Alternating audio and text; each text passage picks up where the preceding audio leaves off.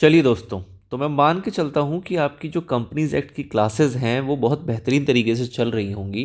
But जैसा कि मैंने आपको इंट्रोडक्शन में बताया था कि आपको समय समय पे कुछ एडिशन, कुछ अमेंडमेंट्स, कुछ एडिशनल एक्सप्लेनेशन और कुछ additional examples and case studies की ज़रूरत पड़ेगी। और उन्हीं सब चीज़ों को मैं बीच बीच में इनकॉर्पोरेट करता रहूँगा आपके सीरीज़ के अंदर, ताकि कुछ भी आपका छूटे ना और जो आपका अपडेटेड स्टडी मटेरियल है वो आपका पैरेलली कवर होके चलता जाए। ठीक है। तो अभी तक जो आपने कवर किया उसके अंदर आपका सब कुछ अपडेटेड था, कुछ भी मिसिंग नहीं था या कुछ भी अल्टरेशन नहीं था। अब हम कुछ चीज़ें आपके सामने लेके आए हैं जिसको हम डिस्कस करेंगे बहुत ही डीप और बहुत ही बेहतरीन तरीके से। दीज आर दी थिंग्स जो कि एड ऑन किया गया आपके सिलेबस के अंदर। मतलब कि सर ये वो सब सेक्शंस के, मतलब वो क्लॉजेज हैं आपके सेक्शन 2 के जो कि पहले भी एक्ट में हुआ तो करते थे, लेकिन हमारे इंस्टीट्यूट को लगा कि हम अपने इंटर के बच्चों से ये सवाल ना पूछें। But over the period of time नए सिलेबस के अंदर उन्होंने इन क्लॉजेस को भी यहाँ पे इनकॉर्पोरेट कर दिया और आपसे कहा कि इसकी तैयारी भी करके आना जब आप एग्जाम देने आओगे। ठीक है सर। तो ऐसे 5 क्लॉजेज हैं जिसकी हम यहां पे बात करके चलेंगे। Clause number 16, 17, clause number 26, very interesting and very important. आपको इसकी एक्सप्लेनेशन जनरली देखने को नहीं मिलती है, लोग इसको स्किप करा देते हैं, बट हम उसको कवर करके चलेंगे अभी। और क्लॉज नंबर 27 एंड 35। 27 पहले हमने थोड़ा सा कवर किया था, बट उसको और थोड़ा सा डिटेल में हम यहाँ पे इंक्लूड करेंगे। मतलब कि आपको अपने सीक्वेंस ऑफ क्लासेस के अंदर 27 नंबर क्लॉज जो है उसका एक्सप्लेनेशन दिखेगा, बट थोड़ा सा संक्षिप्त है वो, उसको हमने थोड़ा सा यहाँ पे इलेबोरेट करेंगे एंड वो चीज़ तो आपकी पैरेलली चलेगी। ठीक है सर। सबसे पहले बात करते हैं क्लॉज नंबर 16 का, सेक्शन 2 का क्लॉज नंबर 16, जिसका नाम है चार्ज। अब इसको आप समझेंगे और इसके साथ साथ मैं आपको कुछ एडिशनल आपके अकाउंट्स के अंदर भी लेके जाऊंगा, जहां पे आप देखेंगे कि इससे रिलेटेड कुछ शब्दावली हैं जो कि हमें हमेशा बॉदर करते हैं और हमें उस पर क्लैरिटी होना बहुत ज़रूरी है। इधर हम अकाउंट्स की बात करें या हम लॉ की बात करें या इन जनरल पर्सपेक्टिव्स की बात करें, क्योंकि हम सीए बनने जा रहे हैं तो हमारे पास एक क्लैरिटी ऑफ थॉट होना ज़रूरी है कि ये जो डिफरेंट डिफरेंट वर्ड्स हैं इनके मतलब क्या है। ठीक है सर। चलिए, तो सबसे पहले देखते हैं हमारा चार्ज क्या कहता है। तो चार्ज क्या कह रहा है कि charge means an interest or lien created on the property or assets of a company or any of its undertaking or both as security and includes a mortgage. कुछ कुछ की टर्म्स यहां पे आपको दे दिए गए जो कि मैंने हाईलाइट कर दिया। अगेन दोबारा पढ़ेंगे, अच्छी अंडरस्टैंडिंग लेनी है। ये बहुत की वर्ड है, की वर्ड है, आपको आगे बहुत जगहों पे दिखेगा। एंड इवन दो आप जब रियल लाइफ में भी काम करने जाएंगे तो आप देखेंगे कि इन सारे शब्दों का प्रयोग आपको बहुत ज़्यादा वहाँ पे दिखने को आता है। और कई ऐसे रियल लाइफ प्रोफेशनल्स होते हैं जो इनमें कंफ्यूज हो जाते हैं कि ये एक्चुअल में कहना क्या चाह रहा है। ठीक है सर। तो चार्ज का मतलब क्या है? कोई भी इंटरेस्ट या लीन जो कि क्रिएट किया गया किसी प्रॉपर्टी पे। इसको आप इस तरीके से समझिए कि आप एक व्यक्ति हैं, या मैं आपको एक काम करता हूँ, स्क्रीन पे लेके चलता हूँ ताकि आपको यहाँ पे मैं समझा पाऊँ। ठीक है। आप मान लीजिए एक व्यक्ति हैं जिसके पास एक प्रॉपर्टी है। आप एक व्यक्ति हैं जिसके पास एक प्रॉपर्टी है, एक लेट्स से फॉर एग्जांपल मैं कहता हूँ यहाँ पे बिल्डिंग है। ठीक है।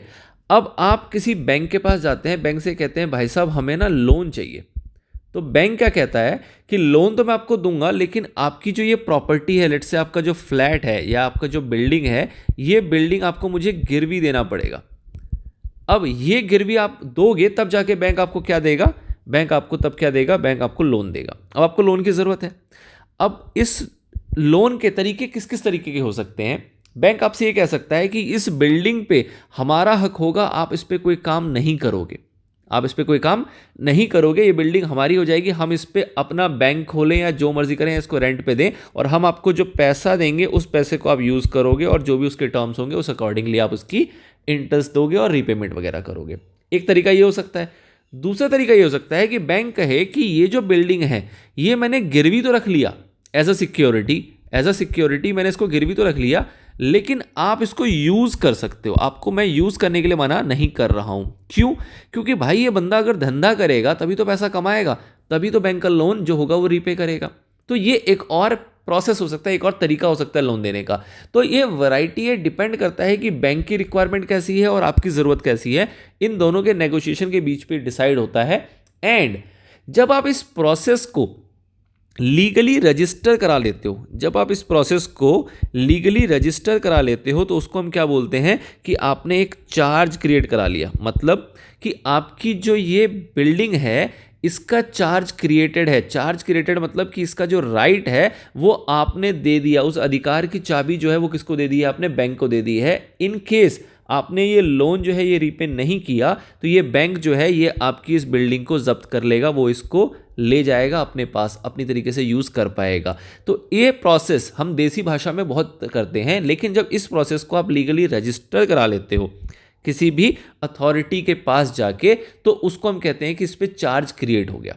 ठीक है, अब कंपनीज एक्ट में चार्ज को डिफाइन किया जा रहा है तो कंपनीज एक्ट अपनी बात कह रहा है क्या कि अगर कोई कंपनी इस तरीके से कोई लोन लेती है अपने किसी एसेट के ऊपर, अगर कोई कंपनी, या तो मैंने इंडिविजुअल समझाया आपको, अगर कोई कंपनी है उस कंपनी का भी एसेट होगा, कंपनी की अपनी लैंड बिल्डिंग हो सकती है, उसके अगेंस्ट अगर कंपनी किसी बैंक से जाके लोन लेती है और बैंक वाला उस एसेट को गिरवी रखता है तो क्या इस गिरवी की जानकारी सरकार के पास होनी चाहिए, नहीं होनी चाहिए? बिल्कुल होनी चाहिए। तो वो कह रहा है कि भाई साहब ऐसा कोई प्रोसेस करोगे ना तो आप उसका चार्ज क्रिएट कराओगे, मतलब कि उस जानकारी को हमारे पास रजिस्टर कराओगे कि हम उसके रिकॉर्ड अपने पास रखें कि हाँ भाई साहब इस कंपनी की जो ये संपत्ति है ना वो उसकी नहीं है, वो तो गिरवी है कहीं और, वो तो कहीं और जाके गिरवी हो रखी है। तो ये बात आपको कंपनीज एक्ट में जाके बताना है, किसको? गवर्नमेंट को, मतलब एमसीए को। तो उस चीज़ को हम कहते हैं कि हमारा चार्ज जो है वो क्रिएट हो रखा है। आइए एक बार फिर से समझेंगे और फिर मैं इसके रिलेटेड आपको कुछ टर्म्स और समझाऊंगा।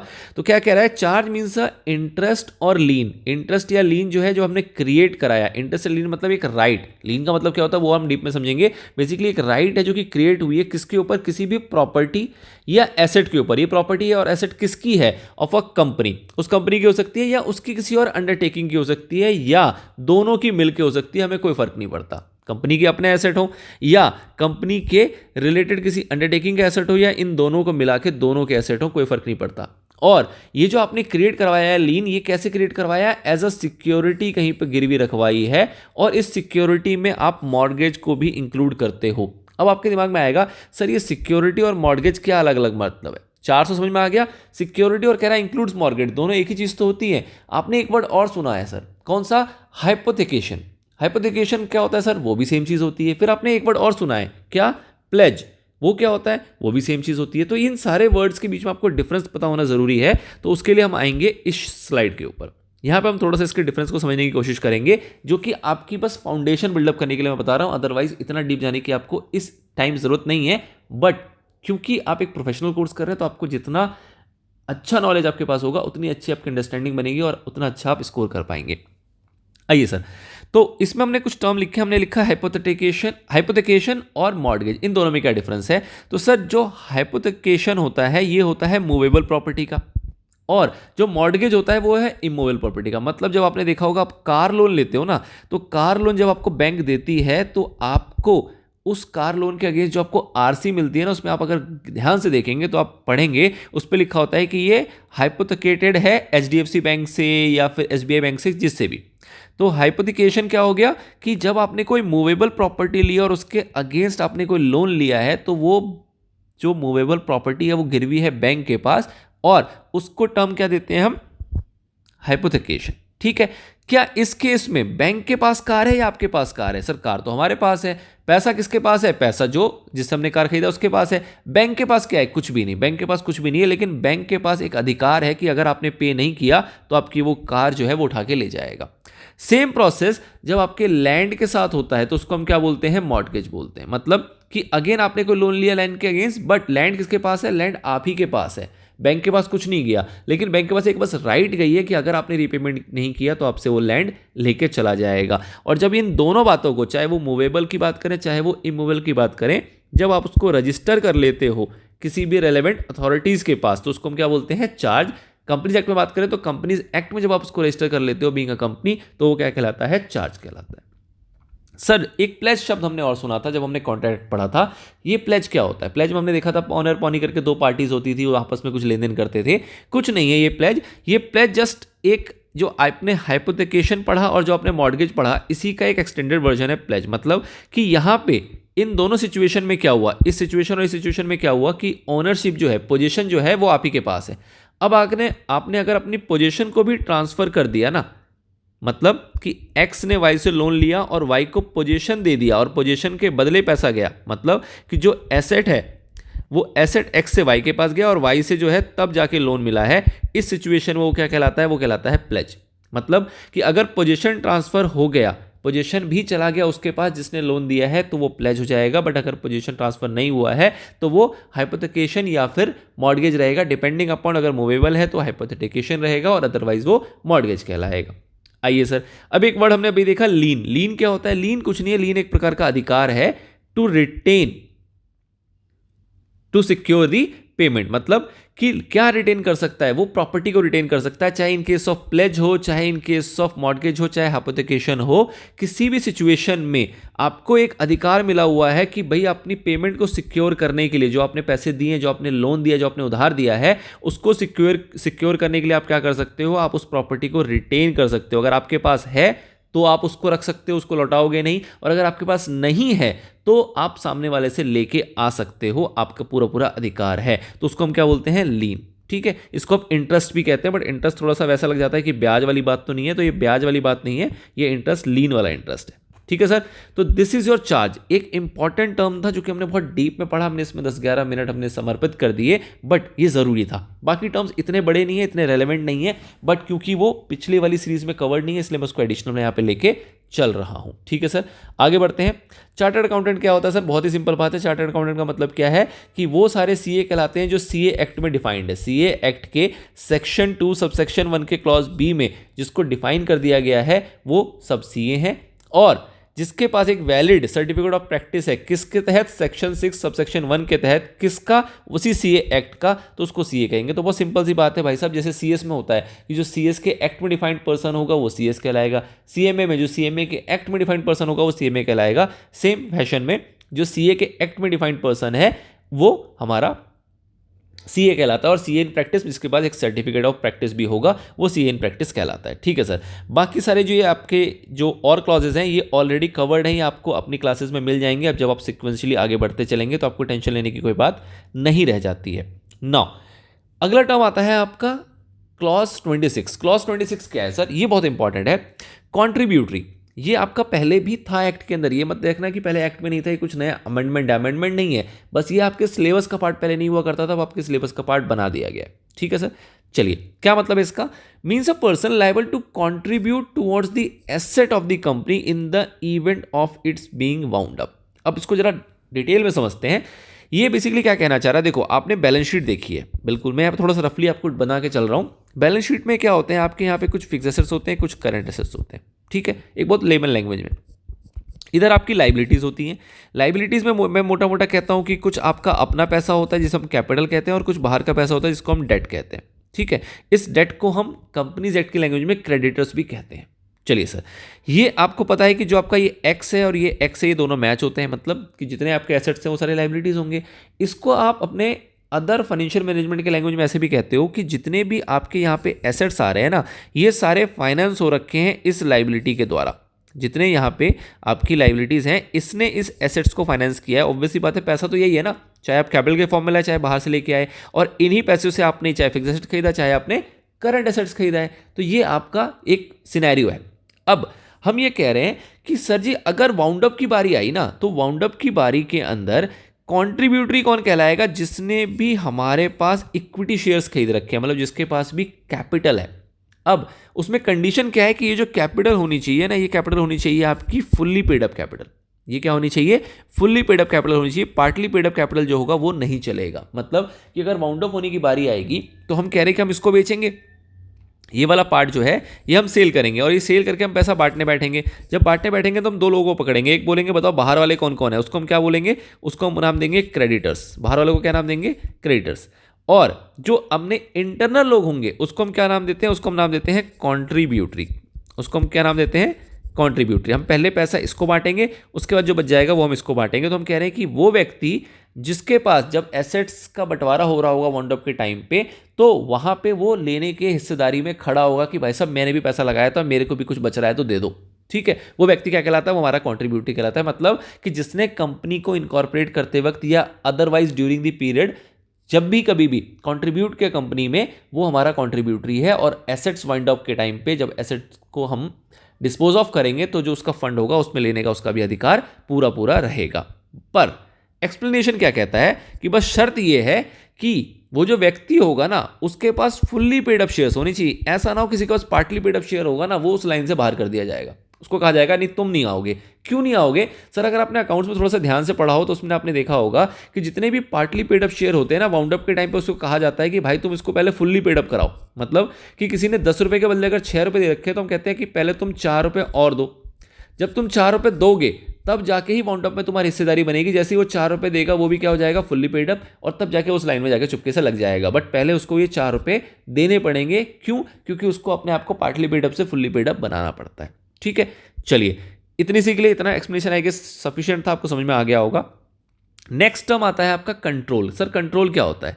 कंट्रोल क्या होता है, इसको एक बार अगर हटाने का प्रयास करें, भाई कैसे हटता है ये? ऐसे हटता है। चलिए जी, हट गया। नाउ कंट्रोल क्या होता है सर? तो कंट्रोल का बेसिकली आप शब्द से ही क्या समझ में आ रहा है कि भैया कंपनी में जिसका कंट्रोल है उसको हम कंट्रोल कहते हैं। अब कंट्रोल किस तरीके से हो सकता है और किसका किसका हो सकता है? तो कंट्रोल किसी का भी हो सकता है, कंट्रोल किसी का भी हो सकता है, बट किस तरीके से होगा वो देखना जरूरी है। तो अगर किसी के पास मेजॉरिटी ऑफ डायरेक्टर्स को अपॉइंट करने का पावर दे दे तो है भाई पावरफुल इंसान, वो तो उसके पास कंट्रोल आ गया। या फिर अगर हम कहें किसी को मैनेजमेंट को कंट्रोल करने का पावर दे दें तो वो भी हमारा बहुत इंपॉर्टेंट, या कंट्रोल मतलब एक सिग्निफिकेंट पर्सन हो जाएगा। या फिर हम कहते हैं कि किसी के पास डिसीजन मेकिंग का पावर है तो वो भी हमारा एक सिग्निफिकेंट पर्सन है जिसके पास एक मेजर कंट्रोल माना जाएगा। ठीक है, अब ये कंट्रोल कैसे कैसे हो सकता है? आपके पास बहुत सारी शेयर होल्डिंग है तो भी आप कह सकते हो कि आपके पास कंट्रोल है। फॉर एग्जांपल किसी के पास 50% से ज़्यादा का शेयर होल्डिंग होता है तो हम कहते हैं ना भाई ये इसकी होल्डिंग कंपनी हो गई, तो उसकी बात चलेगी, उसकी वोटिंग राइट्स वहाँ पे काम आएंगे, उसकी शेयर होल्डिंग काम आएगी। तो इसका मतलब कि शेयर होल्डिंग के जरिए उसने कंट्रोल बना लिया। या फिर किसी के पास मैनेजमेंट के राइट्स हैं, कोई सीएमडी है तो उसके पास वहाँ पे कंट्रोल है।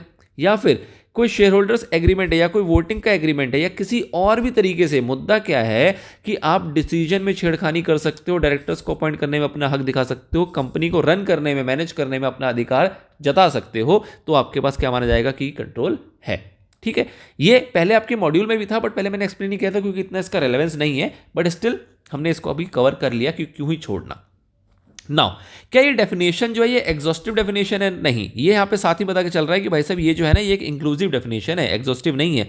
और ये जो प्रोविजन है ये आपके सब्सिडियरी और होल्डिंग कंपनी पे भी लागू होते हैं। क्यों? क्योंकि यहाँ भी जरूरत पड़ती है कंट्रोल को देखने की कि सब्सिडियरी कंपनी के ऊपर कंट्रोल किसका होता है, होल्डिंग कंपनी का। बट अगर होल्डिंग कंपनी के डायरेक्टर्स जो है वो, अगर सब्सिडियरी कंपनी के डायरेक्टर्स जो है वो होल्डिंग कंपनी में भी पार्टिसिपेट करते हैं तो आप कह सकते हो कि सब्सिडियरी कंपनी का भी कंट्रोल जो है वो होल्डिंग कंपनी पे है। तो ये कैसे भी घूम सकता है, किस तरीके से भी रोटेट हो सकता है। आपको बस बात क्या समझनी है कि डायरेक्टर्स को अपॉइंट करने की पावर, मोटे मोटे डिसीजन लेने की पावर, या फिर मैनेजमेंट को रन करने की पावर जिसके पास है वो हमारा कंट्रोल रखता है।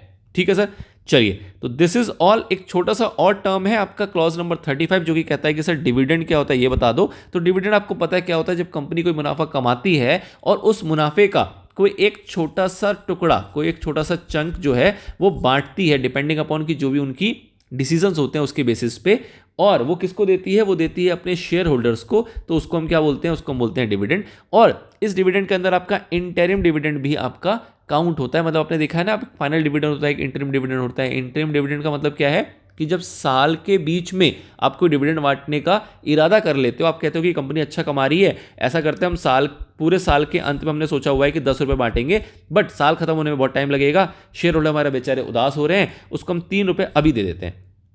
तो हमने ये 3 रुपये बांटा, ये भी आपका डिविडेंड है, इसको हम इंटरिम डिविडेंड कहते हैं। ये भी इसी क्लॉज में डिफाइन होता है। और उसके बाद जब ईयर कंक्लूड हुआ तो हमें पता लगा हमने तो बहुत अच्छा प्रॉफिट कमा लिया, हम 10 नहीं, हम 10 के बदले 12 रुपये का डिविडेंड देना चाहते हैं। तो जो ये आप एडिशनल डिविडेंड दे रहे हो 9 रुपये का, ये भी आपका डिविडेंड कहलाता है, विच इज फाइनल डिविडेंड। ये भी आपका क्लॉज 35 ही इसको डील करता है, इसी ने इसको डिफाइन किया। ठीक है, तो this is all till now.